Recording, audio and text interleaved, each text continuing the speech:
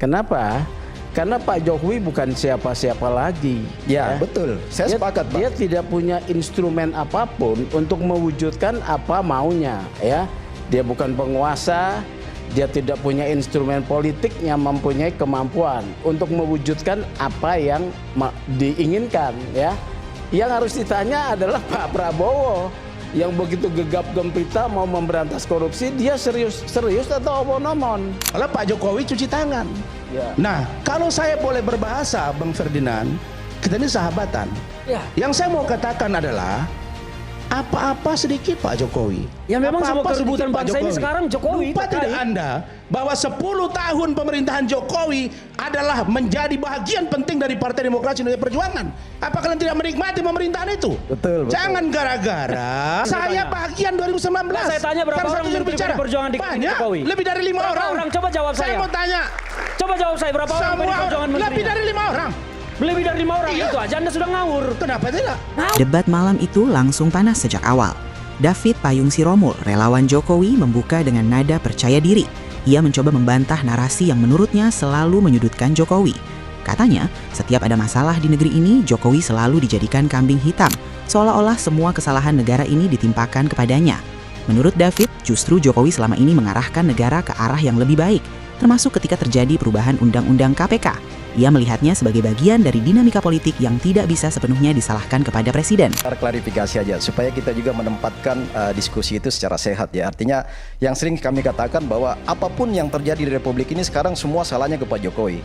Pak Jokowi ditanya oleh wartawan mengatakan apakah Bapak setuju? Setuju aja kan gitu. Tapi ini seolah-olah menjadi skenario, seolah-olah Pak Jokowi ini Pak David mestinya titik setuju dan saya minta itu kan okay. gitu titik itu aja jangan ditambahi koma karena saya dulu tidak tanda tangan dan koma lagi itu. Bang Bonyamin kan nggak bisa juga membatasi Pak Jokowi berbicara kan. Oh iya beliau kan negarawan harus elegan di situ. Justru disitulah sebenarnya penekanan kepada publik bahwa Pak Jokowi ketika menjadi presiden di zaman itu ya itu memang tidak ada inisiatif awal untuk melakukan perubahan. Tidak ada inisiatif awal untuk melakukan perubahan. perubahan Sama sekali. Dari Pak Jokowi. Justru mengirim utusan untuk bagaimana supaya perbincangan di DPR itu memutuskan undang-undang revisi itu menjadi sehat sebenarnya. Itulah tadi dasar surat pengutusan wakil pemerintah itu. Saya menarik. Dari mana Anda bisa mengatakan Pak Jokowi tidak pernah berpikiran untuk mengubah undang-undang KPK? Iya, karena inisiatifnya revisi undang-undang KPK itu datang dari hak inisiatif DPR RI. Namun Sugeng Santoso langsung memotong arus itu. Ia membalik logika David. Kalau Jokowi adalah pemimpin tertinggi saat itu, bagaimana mungkin tidak punya pengaruh terhadap perubahan UU KPK? Bukankah sebagai presiden ia punya kewenangan untuk menyatakan sikap, bahkan menolak jika memang tidak sesuai dengan aspirasi publik? Sugeng menekankan bahwa posisi presiden bukan penonton. Kalau DPR memutuskan sesuatu yang dianggap melemahkan KPK, presiden punya ruang konstitusional untuk bersikap. Diam atau setuju juga merupakan sikap politik. Disitulah tensi mulai naik.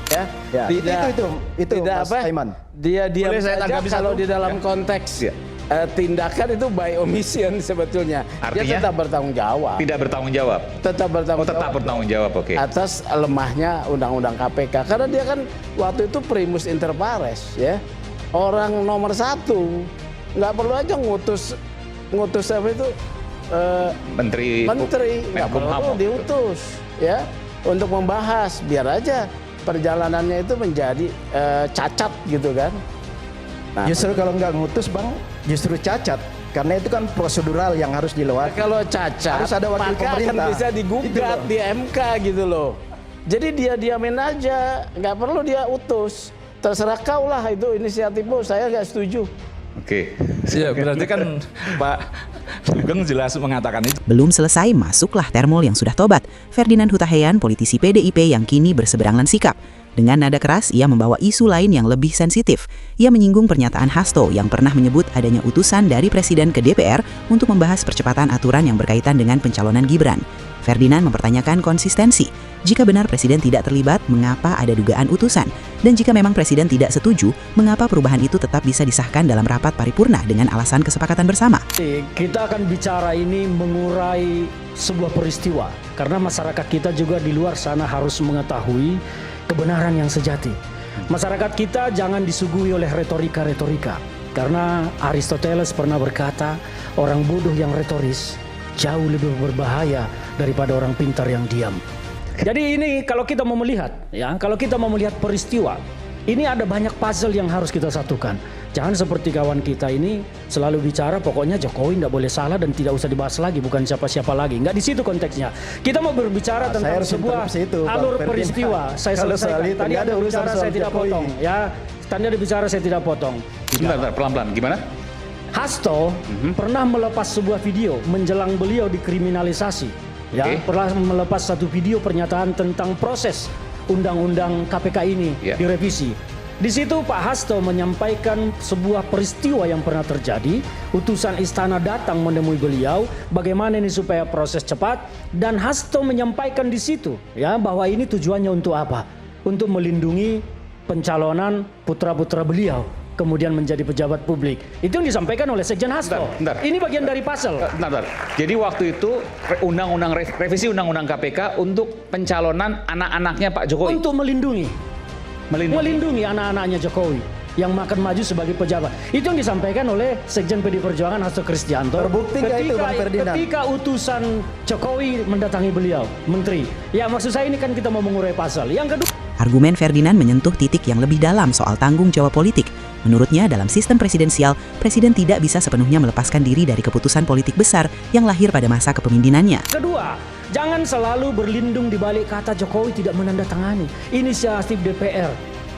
Kalau contohnya, kalau memang Jokowi bukan seorang pengecut, kalaupun inisiatif DPR, harusnya ketika usulan itu datang ke meja istana, Presiden langsung berkirim surat, kami pemerintah eksekutif menolak revisi ini. Bukan menulis surat seperti yang tadi, mengirim utusan ke DPR untuk membahas.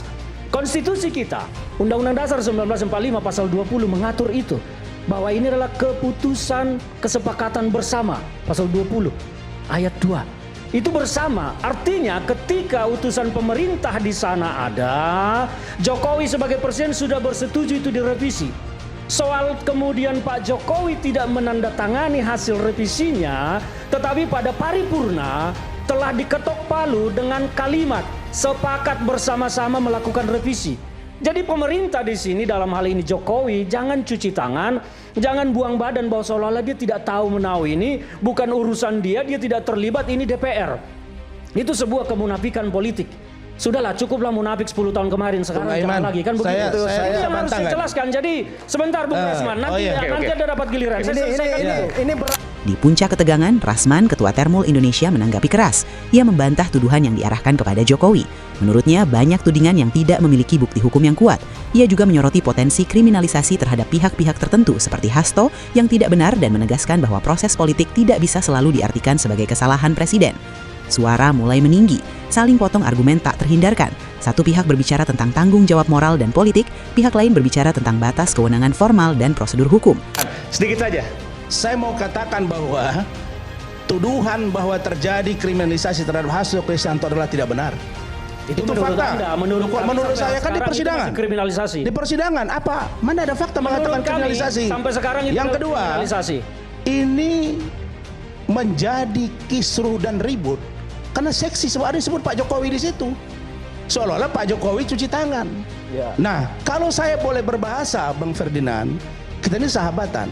Ya. Yang saya mau katakan adalah apa-apa sedikit Pak Jokowi. Ya memang semua kerebutan bangsa ini sekarang Jokowi. Lupa tidak Anda bahwa 10 tahun pemerintahan Jokowi adalah menjadi bagian penting dari Partai Demokrasi Indonesia Perjuangan.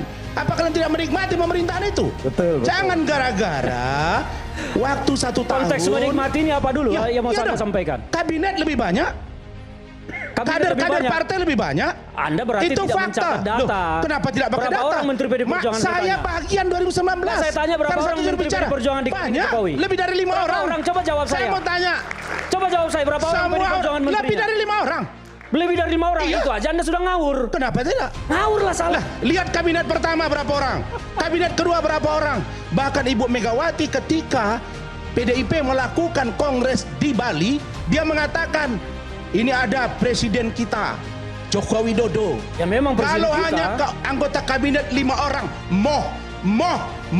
kata PDI Perjuangan. Kalau saya mau melihat bahwa PDIP justru orang yang paling bertanggung jawab jika ada sesuatu yang sekarang menyenggol Pak Jokowi Ini Ma'ruf. cuci tangan lebih jauh lagi dari Jokowi ke partai. Seolah-olah negara kita ini menjadi negara parlementer. Padahal negara kita ini bukan parlementer. PDIP itu adalah legislatif. Anda harus bedakan mana legislatif, mana eksekutif. Kalau pemahaman Anda saja gagal di situ, Anda sudah akan sesat pernyataan Anda kemanapun. Jawaban ini akan kita sampaikan nanti selepas jeda. Tetaplah. Debat pun melebar dari soal undang-undang menjadi soal integritas, keberanian politik, dan siapa sebenarnya yang memegang kendali dalam proses legislasi.